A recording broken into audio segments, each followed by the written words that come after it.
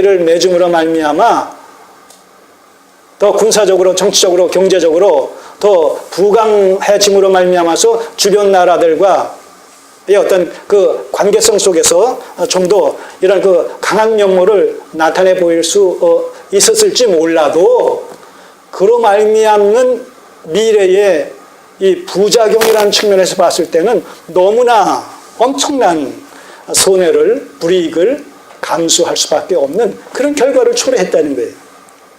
왜냐하면 그 자기 아들의 아내, 자기 며느리 된 아달랴가 아합과 이세벨 사이에서 난 딸이다라는 것이죠. 이세벨이 누굽니까? 엣발이라는, 시돈 왕 엣발이라는 그 왕의 딸인데, 그 시돈은, 두로와 시돈이라는 나라는 철저히 우상 숭배의 나라 아닙니까?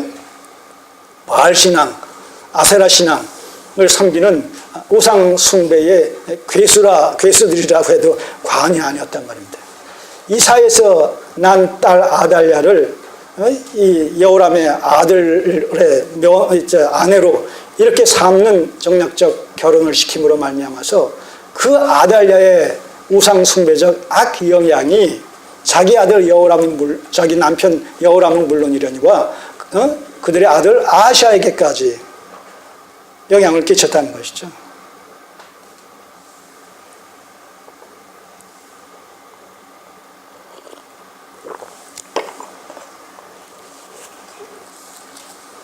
여호사밧의 신실한 여호와 신앙의 영향을 받았으면 얼마나 좋겠어요. 근데 좋은 영향을 받기보다는 악한 영향을 받기가 더 쉬워요. 인간의 구조상, 그 구조상이라는 것이 뭐냐면 이 죄성으로 말미암아 타락한 우리의 본성이라는 것이 선을 쫓기보다는 악을 쫓는 일에 더 빨리 반응을 한단 말입니다. 우리가 그런 거 다 경험할 거예요. 우리 자녀들에게 악한 것에 대해서, 불의함과 불법한 것에 대해서 그 가르치는 부모들이 있겠어요? 자녀들에게 도적질과 거짓말을 가르치는 부모가 있겠습니까? 전혀 가르침이라는 내용 속에 도적질과 어떤 불의와 불법과 이런 것은 없죠. 다 착하고 선하고 옳고 그르고 의롭고 이런 것만 가르치지, 전혀 가르치지 않는데 그럼에도 불구하고 가르침 받은 의로운 일보다는 가르침을 받지 않는 악한 일을, 거짓말을 자녀들이 더 빨리 배워서 행한단 말입니다. 놀라운 일 아니에요?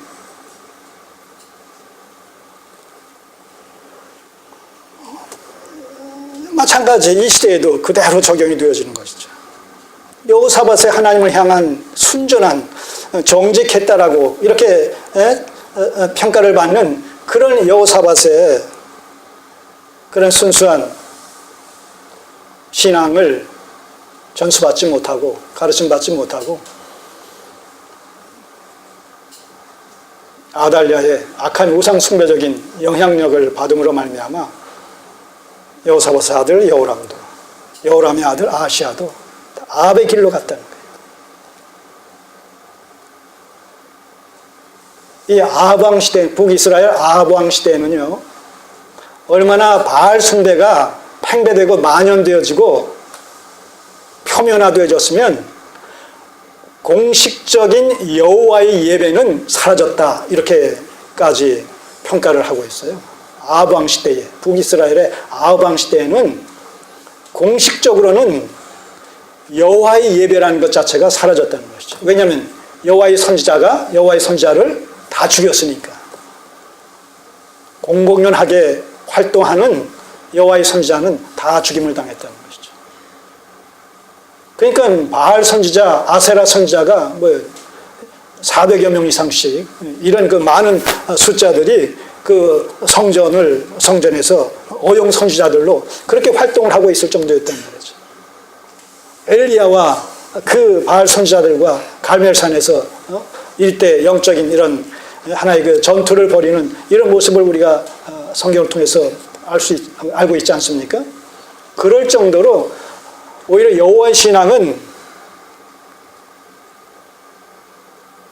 사라져버리고 바알 신앙이 오히려 표면화되어져서 팽배되어진 이런 어떤 그 역설적인 상황이 전개되어지고 있었던 시대가 아방 시대였단 말이죠. 그러니까 아합의 집과 같이 행했다. 또 아합의 집 교도, 말하자면 가르침을 쫓았다.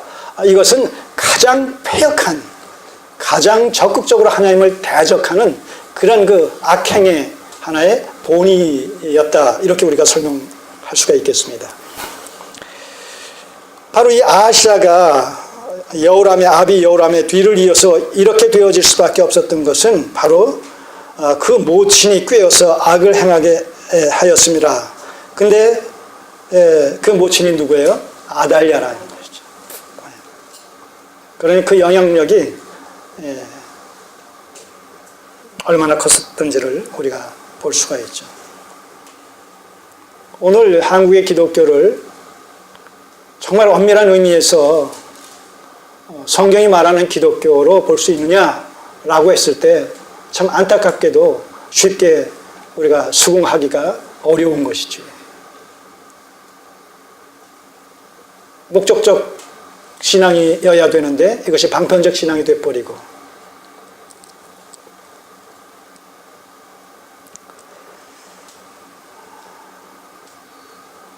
성경적인 정체성을 띈 신앙이어야 되는데 인본주의적인, 전통적인, 사람의 유익을 위해서 하나님이 도구화되어지는 우상 숭배적인 이런 그 신앙의 정체성으로 자꾸 변질되어져 버린 것이 오늘날 이 땅의 기독교의 모습이 아닌가, 그런 생각을 부인하기가 힘들단 말이죠. 떨쳐버리기가 힘들다는 것이죠. 성경에서 말씀하고 있는 하나님과 오늘 이 땅에서 기독교인들이라고 하는 사람들이 믿는 하나님의 어떤 정체성이라는 것이 얼마나 같은가, 아니면 얼마나 다른가, 이런 측면에서 봤을 때 같다라기보다는 다른 어떤 이질감을 느낄 수밖에 없는 그런 어떤 하나님의 정체성을 우리가 부인할 수가 없다는 것이죠. 그렇다면 이 시대에 이스라엘 백성들의 보편적인 신앙이 하나님 앞에 불신을 당했다라면 오늘 이 시대에 기독교 신앙이 과연 하나님 앞에 어떤 평가를 받을 것이냐라는 것도 너무나 자명한 결과가 아닌가, 그런 생각을 해보게 됩니다. 그렇게 될 때 참으로 두려운 것이죠. 두려운 것이죠. 이미 우리가 로마서 10장 2절과 3절, 마태복음 7장 21절에서 23절 그 말씀 다 알고 있잖아요. 너희가 하나님께 열심히 있으나 지식을 쫓은 것이 아닐 때는 자기의 의를 세우려고 하나님의 의를 적극 불복종하는 것. 주여 주여 하는 자마다 다 천국에 들어갈 것이 아니라 하늘에 계신 내 아버지의 뜻대로 행하여야 들어간단 말이죠. 자기 열심이 중요한 것이 아니죠. 내 입장에서 주여 주여 하는 것이 중요한 것이 아니죠. 하나님께서 나를 어떻게 받으시고 어떻게 생각하시고 어떻게 판단하시느냐, 그것이 중요한 거예요. 하나님의 관점. 그 하나님의 관점을 성경을 통해서 바르게 알고 그 하나님의 관점에 입각해서 그분을 섬겨 드려야 된단 말입니다. 우리의 종교심을, 우리에게서 나와지는 자기중심적인 어떤 신앙심의 발로를 가지고 하나님을 섬긴다라고 했을 때 아까 말씀드린 대로 우리의 이 신앙심의 발로라는 측면에서 우리의 신앙심의 어떤 이 정체성이라는 것은 타락한 본성에서부터 나와지는 것이기 때문에 하나님을 바르게 알거나 바르게 섬길 수 있는 그 능력 자체가 처음부터 없단 말이죠. 그래서 하나님이 성경을 주신 거 아니겠습니까? 그래서 이스라엘 백성들을 출애굽시키신 후에 가나안 땅에 들어가기 전에 그 가나안 땅에서 그들과 하나님의 나라를 세우시기 전에 이 시내산 언약을 통해서 율법을, 말씀을 주신 이유가 거기 있는 거란 말입니다.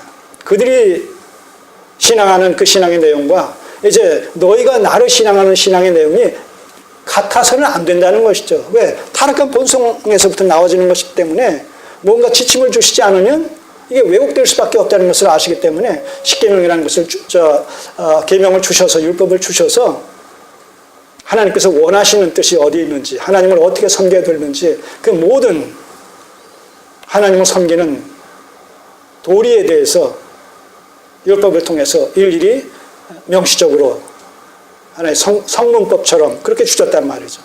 그러니까 오늘 우리도 마찬가지예요. 말씀을 통해서 하나님의 원리를 섬김의 도리를 원리를 바르게 깨닫고 그대로 섬겨 드릴 때 그것이 하나님 앞에 받으심직한 이런 신앙생활과 예배가 되는 것이지 우리의 소견을 쫓아서 우리의 생각을 따라서 드려진다라고 했을 때 이건 타락한 종교성으로 드려지는 것이기 때문에 그것은 우상 숭배적인 신앙으로밖에 하나님 앞에 평가되지 않는다는 거예요. 이 부분을 너무나 현대교회가 소홀히 여기는 것이죠. 지금까지 해왔던 전통에 편승해서 그대로 달려가기를 원하는 것이죠. 이걸 쇄신해야 되고 개혁을 해야 되는데 다시 원점으로 돌아가서 원리 원칙으로 돌아가서 그것을 다시 회복시켜 나가야 되는데 그게 개혁 아니겠습니까? 역사 속에서 종교개혁이 바로 그런 거란 말입니다. 중세 천년에 이런 암흑을 통해 가지고 암흑기를 통해 가지고 말씀의 본의가 완전히 왜곡되어진 상태를 하나님께서 종교개혁자들을 통해서 다시 회복시켜 놓은 것이죠. 그것이 지금 이제 500년이 지나지 않았습니까? 내년이면. 그러니까 500년이 지나는 시점에 서 있는 적어도 한국적인 상황 속에서 기독교의 어떤 정체성이라는 것이 과연 얼마만큼 종교개혁을 통해서 하나님께서 회복시켜 놓은 그 본질적인 기독교의 모습을 그대로 우리가 지금 계승하고 있느냐라는 측면에서 봤을 때는 아니올시다라는 결론을 내릴 수밖에 없는 것이고 그렇다면 다시 한번 우리가 뭔가 본질애로의 회복이라는 이런 명제를 가지고 21세기 한국적인 이 기독교의 어떤 정체성을 재조명해 봐야 된다는 것이죠. 근데 말로는 그렇게 해요. 그리고 제도적인 측면에서는 뭔가 개혁을 하려고 해요. 근데 개혁의 본질은 제도가 아니라 본질이죠. 말씀의 본의를 회복시키는 거죠. 거기서부터 제도의 개혁은 자연스럽게 또 도출되는 것이고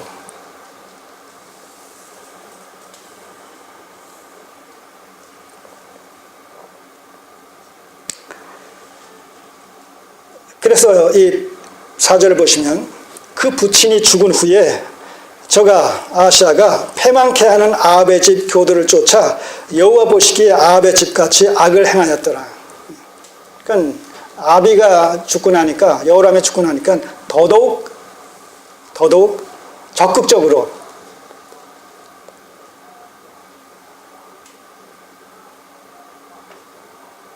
악의 길을 쫓는 일에 달려갔다는 것입니다. 그리고 이것은 하나님 앞에서 하나님의 진노를 유발시키기에 아주 족한 심판의 불을 머리에 쌓는 그런 그 행위가 성립되고 있다는 것을 우리는 이 문맥 속에서 발견하게 되는 것이죠. 5절 거기에 더하여 이 아하시아의 악행 중에 하나가 뭐냐면 아하시아가 아합의 집 교도를 쫓고 이스라엘 왕 아합의 아들 요람과 함께 길르앗 라못으로 가서 아람 왕 하사엘로 더불어 싸우더니 이 자기 할아버지 여호사밧이 이 아합 왕과의 이 잘못된 이런 동맹 관계를 맺어서 그 부작용이 지금 이렇게 남유다 여호람과 아하시아가 그 악행을 지금 쫓는 것 아니겠습니까? 그럼에도 불구하고 그런 그 부정적인 의미의